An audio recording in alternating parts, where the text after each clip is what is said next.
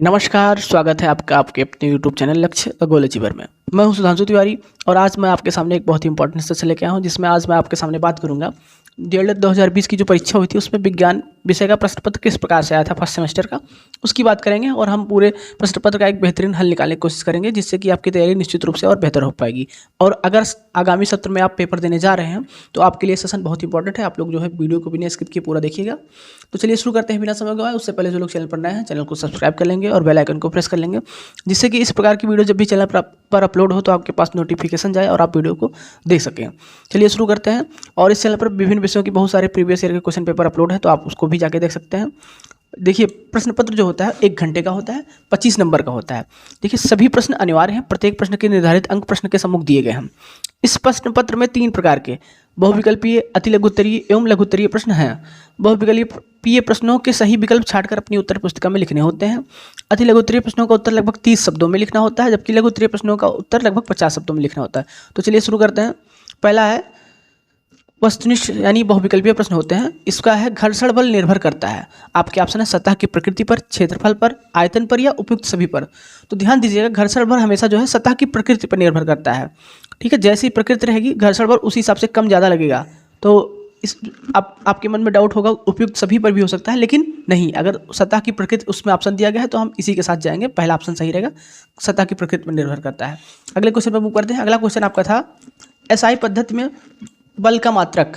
देखिए, एसआई पद्धति में जो बल का मात्रक है, आपके ऑप्शन है न्यूटन प्रति मीटर स्क्वायर, मीटर पर सेकंड, किलोग्राम मीटर पर सेकंड स्क्वायर या जूल पर सेकंड। तो ध्यान दीजिएगा आप लोग, जो होता है एसआई पद्धति में बल का मात्रक किलोग्राम मीटर पर सेकंड स्क्वायर, ये आप याद कर लीजिए।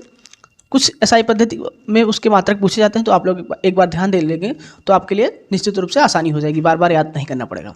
आगे बढ़ते हैं। अगला क्वेश्चन था बर्तन बनाने वाले कुम्हार के चाक की गति होती है। आपके ऑप्शन है दोलन गति, सरल रेखीय गति, घूर्णन गति या वृत्तीय गति। तो ध्यान दीजिए आप लोग कुम्हार की चाक की गति को वृत्तीय गति के साथ अगर कंपेयर कर रहे हैं तो ये गलत है। कुम्हार के जो चाक की गति होती है वो घूर्णन गति होती है, क्योंकि वो चाक जो है एक स्थान पर स्थिर रहता है, अपने अक्ष पर ही घूमता रहता है, इसलिए ये घूर्णन गति इसका सही जवाब होगा। अगले क्वेश्चन पर मूव करते हैं। अगला क्वेश्चन था आपका चौथा, नर तथा मादा युग्मन के संयोग की क्रिया को क्या कहते हैं। ठीक है, ये जो नर और मादा युग्मक होते हैं वो आपस में जो संयोग करते हैं उस प्रक्रिया को क्या कहा जाता है। आपके ऑप्शन है परागण, निषेचन, जनन या बीज निर्माण। तो ध्यान दीजिए, जब भी नर तथा मादा युग्मक आपस में संयोग करते हैं तो वह प्रक्रिया हमेशा निषेचन कहलाती है। ठीक है, उम्मीद करते हैं आपको समझ में आया होगा। अगले क्वेश्चन पर मूव करते हैं। निम्नलिखित में से कौन सा सजीव है। आपके ऑप्शन है मोटर, रेलगाड़ी, केचुआ या साइकिल। तो आप लोग सजीव और निर्जीव के लक्षणों के बारे में अगर जानते होंगे तो आप निश्चित रूप से अंतर कर पाएंगे। इसमें केचुआ जो है वही सजीव होगा। अब अगले क्वेश्चन पे मूव करते हैं। अगला क्वेश्चन है आपका अति लघुत्तरीय। अब यहाँ से प्रश्न शुरू हो जाते हैं, ध्यान से सुनिएगा आप। द्विलिंगी पुष्प किसे कहते हैं। द्विलिंगी पुष्प ऐसे पुष्प होते हैं जिसमें नर एवं मादा युग्मक एक ही पुष्प के अंदर होता है, यानी नर जनन अंग एवं मादा जनन अंग ये दोनों भाग अगर एक ही पुष्प के अंदर हैं तो वही पुष्प द्विलिंगी पुष्प कहलाते हैं। अब जैसे उदाहरण की बात करते हैं तो जो गुड़हल होता है आपका, गुड़हल ये द्विलिंगी पुष्प के अंतर्गत आता है। गुड़हल हो गया आपका। सरसों भी द्विलिंगी पुष्प के अंतर्गत आता है।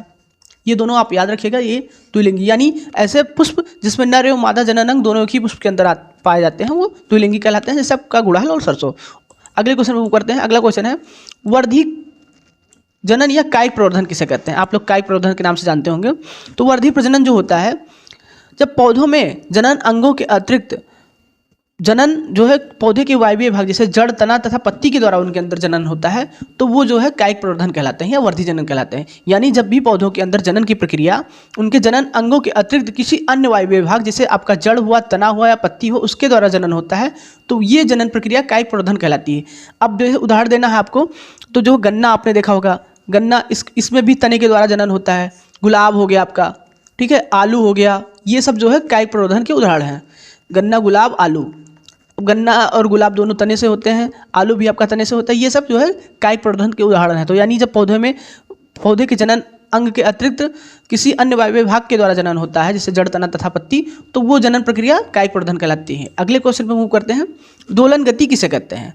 ध्यान दीजिएगा, इसको ध्यान से सुनिएगा। दोलन गति जब कोई वस्तु अपने साम्य अवस्था, मान लीजिए सीधे ऐसे है, साम्य अवस्था के दाएं और बाएं गति करती है तो वह गति जो है दोलन गति के अंतर्गत आती है। यानी कोई वस्तु अपने साम्य स्थिति में है और साम्य स्थिति के दाएं आ रही है और बाएं जा रही है, बार बार यही गति दोहरा रही है तो ये गति जो है दोलन गति होती है। जैसे आपने देखा होगा घड़ी की जो पेंडुलम की गति होती है वो जो है घड़ी की पेंडुलम की गति आपकी दोलन गति के अंतर्गत आती है। और आपने झूला देखा होगा तो वो भी झूला भी जो है दोलन के गति के अंतर्गत आता है। तो अगले क्वेश्चन में मूव करते हैं। पेशीय बल किसे कहते हैं? पेशीय बल ऐसे बल होते हैं जो मांसपेशियों के द्वारा कार्य किया गया बल पेशीय बल के अंतर्गत आता है। जैसे मान लीजिए आपने कोई भी काम, जैसे आप भारी बाल्टी उठा रहे हैं तो आपके मांसपेशियों के द्वारा कार्य किया जाएगा।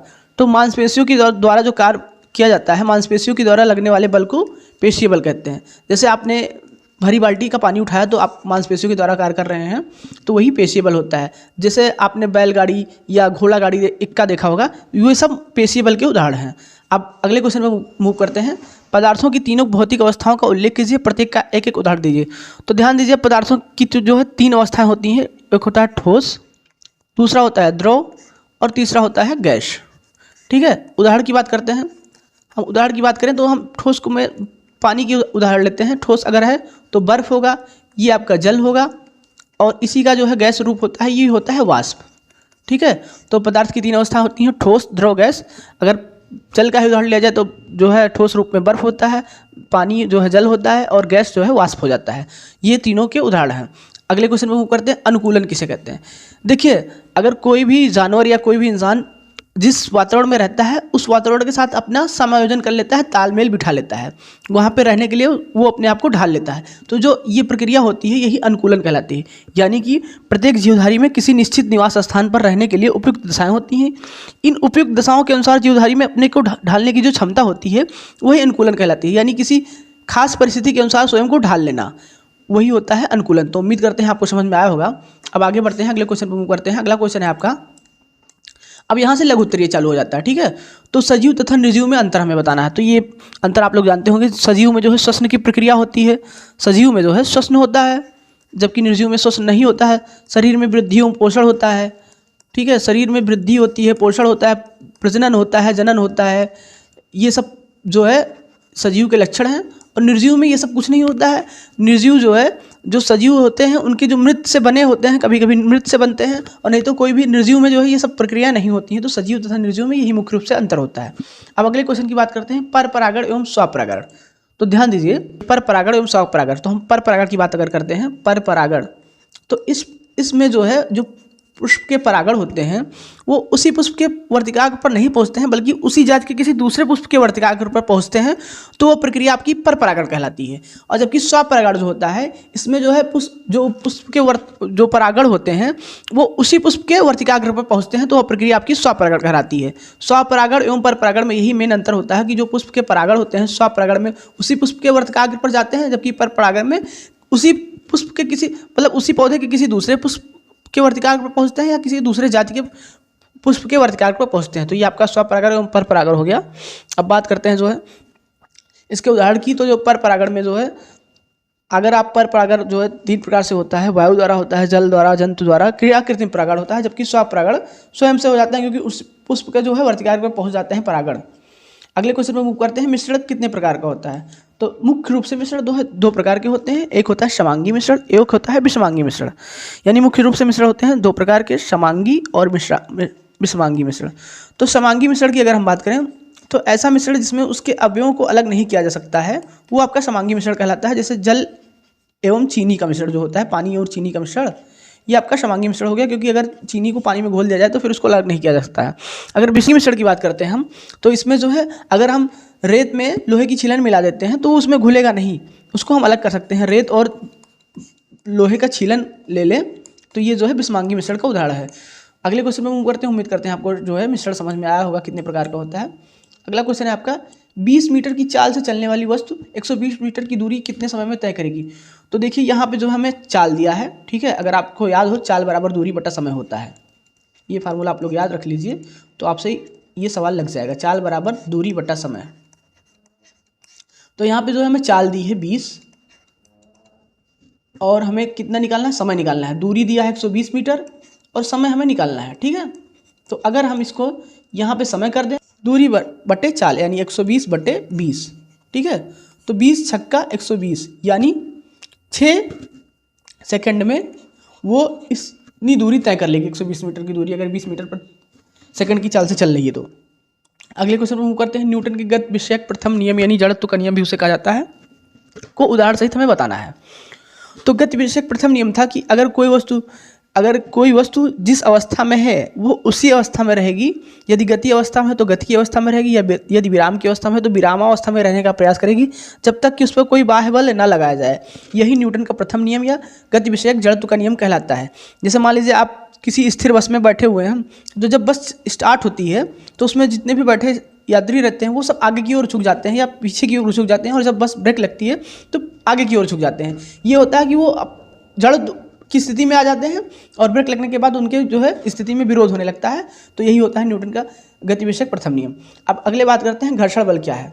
अगर घर्षण बल की बात करें तो किन्हीं दो सतहों के बीच आपस में होने वाले जो गति होती है सापेक्ष गति, किन्हीं दो सतहों के बीच होने वाले सापेक्ष गति का जो विरोध करता है वही घर्षण बल होता है। यानी मान लीजिए आप सड़क पर चल रहे हैं तो आपके पैरों में सड़क की सतह पर जो गति हो रही है उनका विरोध जो कर रहा है वही घर्षण बल कहलाता है। अब दैनिक जीवन में इसका उपयोग लिखना है। अगर ये बल नहीं होगा तो हम चल नहीं पाएंगे। जो सड़क पे आपकी गाड़ियाँ दौड़ती हैं ये नहीं चल पाएंगी, फिसल के गिर जाएंगी, आप सड़क पर नहीं चल पाएंगे। तो यही इसका उपयोगिता है। अगले क्वेश्चन पर मूव करते हैं। अलैंगिक जनन से आप क्या समझते हैं। अब अगर अलैंगिक जनन की बात करें तो ये जो आपने कायिक जनन देखा है, मुकुलन देखा है, विखंडन ये नाम सुना होगा, ये सब अलैंगिक जनन के ही उदाहरण हैं। अलैंगिक जनन से आप क्या समझते हैं, यानी जब जनन की प्रक्रिया पौधे के लैंगिक अंगों के द्वारा नहीं होती है, अन्य वायवीय भाग के द्वारा होती है, तो वही प्रक्रिया आपकी अलैंगिक जनन कहलाती है। जैसे अलैंगिक जनन में आपका जो है कायिक प्रवर्धन आएगा, कायिक प्रवर्धन आ गया, आपका मुकुलन आ गया, विखंडन आ गया, ये सब आपके ये जो है अलैंगिक जनन के अंतर्गत आते हैं। तो उम्मीद करते हैं आपको जो है समझ में आया होगा अलैंगिक जनन क्या होता है। अब अगले क्वेश्चन पर मूव करते हैं। अगला क्वेश्चन है आपका, तो ये आज का सेशन यहीं पर समाप्त होता है। धन्यवाद।